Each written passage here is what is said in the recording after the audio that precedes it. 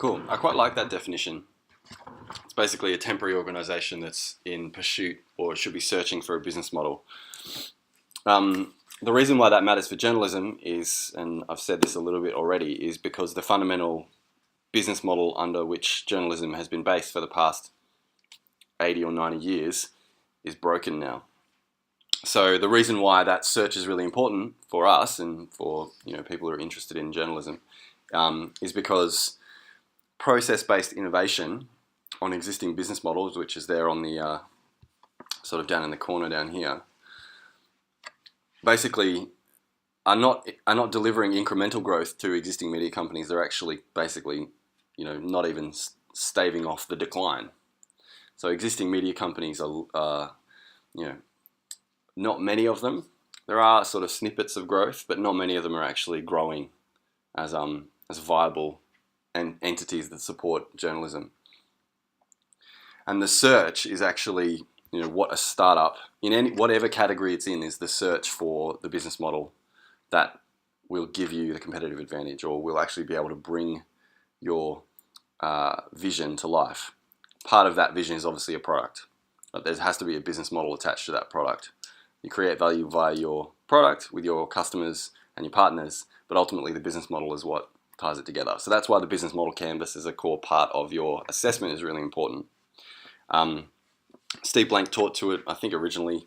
It's been expanded on many, many times, and that's what we'll use to sort of frame up that search for the business model. So when you're going through the process of using the business model canvas, you'll actually be trying different things and it'll change over time because you should be searching for a repeatable business model. So it should change. Your first ideas about what you think your startup should be will be wrong. It's very rare that you write down, I've got this great idea for X and every single piece of the puzzle is right the first time you write it down. All right, so startup ideas.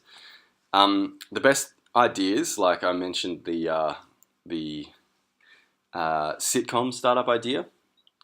Very interesting. So the guy who just left basically gave us one of those, like a social network for pets is a classic idea, is a classic sitcom startup idea, where some writers are writing a sitcom and they basically have to have, Joey or some stupid character is starting this ridiculous business and it has to sound plausible enough that you kind of laugh but kind of still stupid. That's what, startup ideas are. And you're in a really kind of precarious situation because I'm asking you to basically think up a startup idea. But that's the worst way to do it. The best ideas are actually described as ways to solve problems. If you're working in an area that you're interested in, usually you know a lot about it. You already know where the problems are. You can probably see some of them already. The best way to describe that business is the problem. So for my current business, Cognitives, the problem I see is the high cost of technology for media companies and media startups. And so basically I'm trying to break their high level of investment in those products and turn it into a different business, transition them into a different business model for that kind of component of their business. So you want to be, the verb you want is notice. You don't want to think up a business idea. So if you go back to that small exercise around the things that you're interested in, you should be able to notice specific opportunities for content or types of delivery of content or, if it's a media adjacent startup idea, ways to communicate or deliver value to a customer if you know about that segment. One good way is to pay particular attention to things that really piss you off. So if you're really annoyed with something, chances are many people in your position are also really annoyed with something. Doesn't matter if that's a relatively niche group of people at the start, that can, expand over time. So if you really notice that there's a specific angle on an area of the media that's missing, and you should go hard at that. For example, one student who did really well last semester in this subject had a real bee in his bonnet about high quality and sort of high IQ explainer science content. He basically said there's not really a place where you can go where you can get really high quality leading edge science content that explains really complex topics to you so you can really engage with science. So that became his startup idea, mainly because he was just really interested in science. So you should really talk about your idea with as many people as possible because it's exceptionally rare for any startup to be killed by competitors. It's more likely that you'll kill yourself before a competitor kills you in the startup land, basically by running out of money, running out of energy, running out of passion, as opposed to a startup, a competitor coming in and destroying you. Another thing is also, don't worry if you're late to the party. If you have a perspective on a market and that market seems mature, that's not necessarily a problem. A great example is Facebook, and another great example is Google. And there's a great analysis of latecomers to specific categories capturing the majority of the value in that category. Search was already a pretty mature category before Google came along. They just had a novel insight on that market, and they've then captured 85% of all the value that's been created in that category. Back when like Excite and Yahoo and those guys were actually around. And then it's probably not as relevant for you guys because you've got 12 weeks to turn this around, but if you did want to move on beyond this 12 weeks and actually turn your business into something substantial, solving a hard problem is better than solving an easy problem. So you'll have a better time attracting investors, you'll have a better time at convincing people to come and work with you, and you'll have an easier time convincing customers to sign up if you're trying to do something that's really hard and has a bit of meat and vision behind it, as opposed to something that's derivative or something that's seems relatively easy. So this is typically how I'd say it'd be good to phrase your idea. So you've got the elevator pitch. This is an idea I'm working on at the moment. I'll show you the MVP. An online learning school. An elevator pitch is I think it's a Hollywood term where if you were stuck in a lift with a producer and you're like, pitch my idea. So this is an online learning school for people who want to learn electronic music production. That's it. So it's a content business based on a subscription business model. They pay me to subscribe. They subscribe to my website. I give them access to content. I update that content on a regular basis. They learn. The problem, so the way I see it on this market, it's pretty simple. The knowledge to become a good music producer is hard to learn, an industry secret, and it's expensive to learn online. So I want to attack all three of those things by making it not a secret anymore. I want to make it easy to learn and fun, and I want to make it very inexpensive. And the business name is Enable Music. So some strategies for coming up with business ideas. There's a great essay by a guy called Paul Graham. I'd really recommend having a read of it. He is a very influential person in Silicon Valley. He started a thing called Y Combinator, which is probably one of the most successful startup incubators. They invested in early stage in Airbnb, Instacart, Reddit. I've lost so many. I think it's Snapchat maybe. I think they were in there as well. Like they've just got Dropbox was in there as well. Like they're just high quality. And so he's written an essay specifically about when I see people coming in with their startup ideas and their different ideas they want to pursue, what kind of filter do I put it through? And this is sort of a basic rundown of those things. He calls like ones that you notice organic startup ideas and things that you need. If you're really interested in something, then typically you're on the bleeding edge of that industry, which means that if you think something is a good idea in that industry, typically you might be ahead of everyone else. Another way to do it is if you've got a market that you want to play in, like a specific vertical of content, go and experience other people's problems. So that means hanging out with or spending a lot of time with those customers or those people who consume that content or are in that space.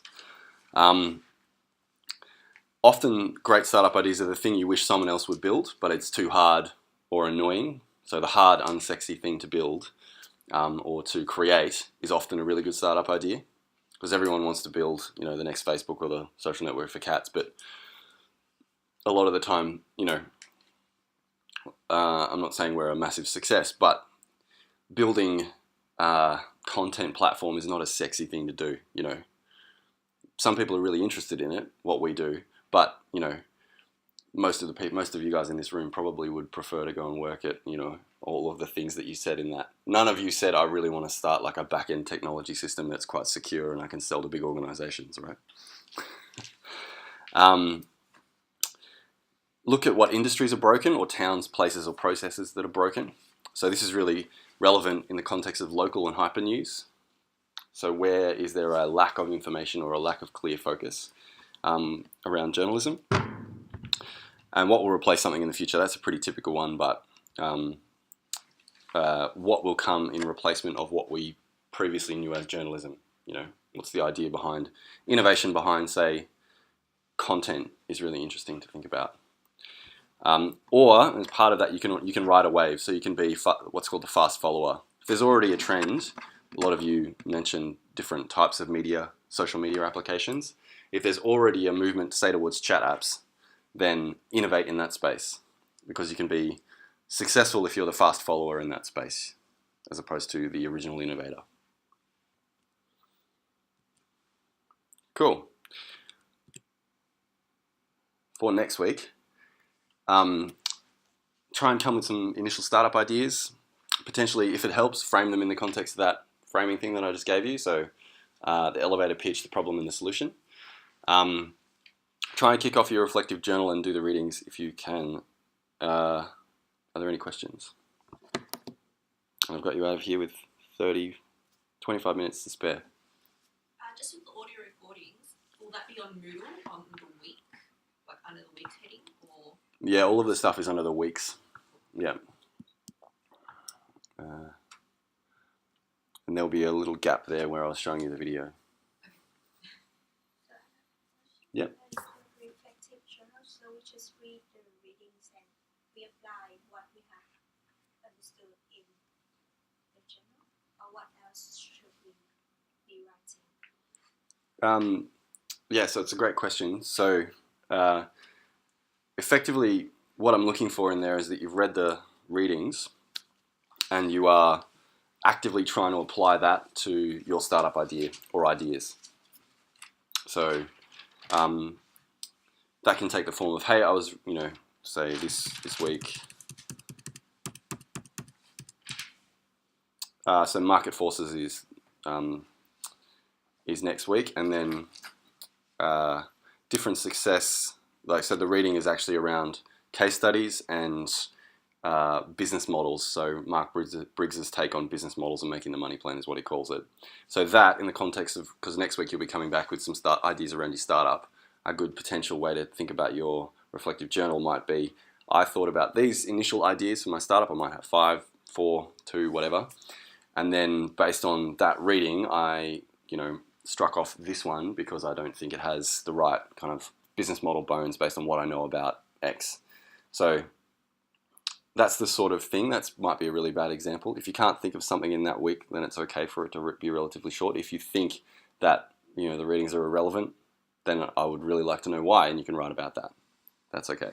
Do we need to reference those readings within our discussion? That's not essential, no. If you're referencing something that's outside of the text, I'd really like to know what it is.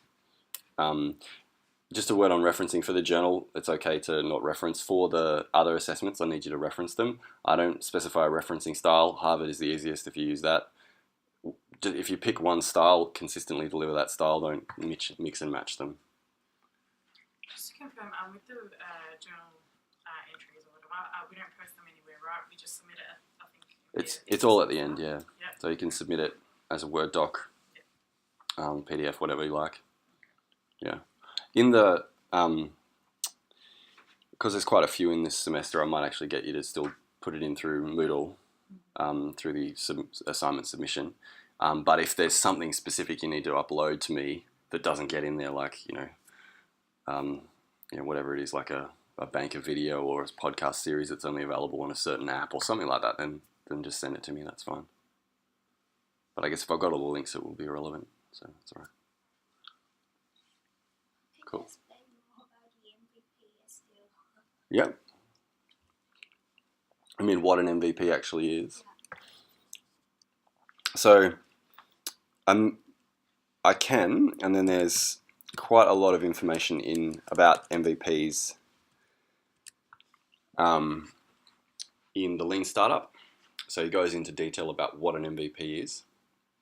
But I'll give you a sort of a brief overview of expectations. I'll also share on Moodle previous MVPs that have been submitted, so you can get a flavour of, and I'll share the high marking ones, so you can get a flavour of what's expected and what's good.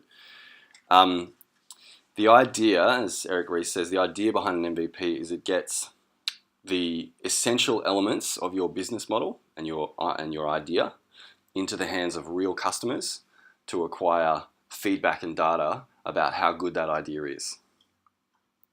So in the case of that sports news website, I created a pretty simple blog about one specific sports team, the Hawthorn Hawks. And we wrote content around that, and we tried to create a little community around that content stream. And that was our little MVP. And then we also tested how we would get customers to that blog and how likely it was that they would continue reading it. Because our business model was basically, we were going to launch about 105 of those. Right, so we wanted to get one right, and then we were like, yep, all right, this is what we can reasonably expect by that amount of effort. And then we launched the whole product. It was multiplied by 100 times. That's an example of that. Another example might be you might want to start, say you think you might want to start a video like channel on YouTube, and you want to get a sense of, can I build a subscriber base? Can I sell that subscriber base to people? How much money could I make off that?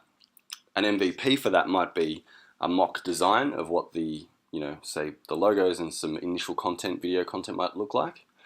And then your initial MVP, assessment 1, would be going and getting some feedback from potential readers about that and investigating and basically doing what's called a customer depth interview around how effective would it be. And then if you're going to do that, it's expected that, your next MVP would be you actually do that, and create that channel. But for this one is a business model canvas, that how I'm going to make a new business that I will put it here in canvas, right? Like that. Mm. But how I will measure my MVP, because this is not real, this is my imagination. Pardon me. So the business model canvas effectively is a reflection of whatever your MVP is that you've built.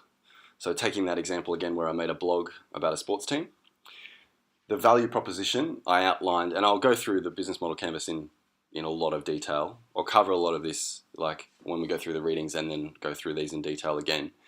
That I made a blog, that was the MVP, and it was actually in real readers' hands, and I was trying to build an audience around that blog. Effectively, the business model canvas would be in that instance. I would articulate, all right, what's the value proposition to the reader? What's the value proposition to the advertiser? And what's the value proposition back to the business of that, idea around creating specific sports content Can you show us your MVP? I will, yeah, not today, probably not a great idea. I can show you the music one if you like. That would be an MVP we could check out. And just to keep going on this slightly, so you then basically articulate each of these boxes in the context of that MVP and say, this is what I'm trying to achieve. These are my assumptions, because it's all assumptions really. Because how I said, like a startup is a search. Essentially, when you begin, everything on this page is going to be an assumption. And the task is to create an MVP to try and find out which ones have been validated and which ones have been invalidated. And then you might say, all right, I thought my value proposition was this. Turns out that that's pretty close. But the segment that I'm going after, I thought I was going after, 40 to 50-year-old male sports fans. Turns out my content is really resonating with 20 to 30-year-old male sports fans instead. So my customer segment was wrong. Or the revenue streams might be different. For that idea, I was thinking, well, maybe the business model would be supported by advertising. If I was launching that business again today, that would be an assumption that would have been invalidated because that business model wouldn't be supported by the current state of digital advertising at the moment. So my revenue stream might have to change in that instance. I might have to pursue, say, a subscription business model as opposed to an advertising revenue stream. So that's the thing that you're going for. And again, if that doesn't all make sense, it's okay right now. I'll explain it more. Specifically around the MVP, Eric Ries waxes lyrical about that a lot in the Lean Startup. Feel free to read some of that between now and next week if you want to get into that more. And then we'll go through videos of him talking about it, example business model canvases, the works, and other MVPs. I might actually show you one that I'm working on at the moment. So this is that enable business model, business idea. And this is an MVP I'm working on at the moment. I'm still doing the coding for it, but it's sort of getting there. And this would be like a minimum amount of work that would be needed to make this work. So for example, like the font's a bit off and there's like images missing. I'll obviously fix that before I put it in the hands of a customer, but they can get an understanding of what this is, what kind of value I can get out of it. Is it for me? Is it not for me? That sort of stuff. And I can get feedback about. So we need to make this kind of website like that. Obviously relative to your idea, yeah. So this is just that idea, but your idea might look like a blog. It could be an Instagram account. It could be a YouTube channel. It could be it could be a printed magazine if you want, but you probably can't do that as an MVP in this time period. Yeah, so do we start creating that content after we've submitted our MVP and business canvas? If it's a content idea and you want to put it in front of people, you'd need content in there. Yeah. Yeah, so it has to come with content. Oh, that has to come with content. Yeah, so for example, like if you're trying to get feedback about like a minimum viable product for a online news website, it has to have content. Yeah. The amount of content, that you need, that's up to you. If you don't think you could deliver on the scope of your idea for the amount of content you need. So if your idea is like, I want to launch, something that analyzes all the transcripts of every parliament in the world and uploads them and analyzes them for free, you probably can't do that whole idea, right, for your MVP, but maybe you could just do one. Yeah, and that's the idea. So whatever the minimum amount of work you need to do to get that into the hands of a real potential customer to get feedback is the key. And Eric Ries talks about the build, measure, learn feedback loop, and that's essentially the whole idea behind an MVP.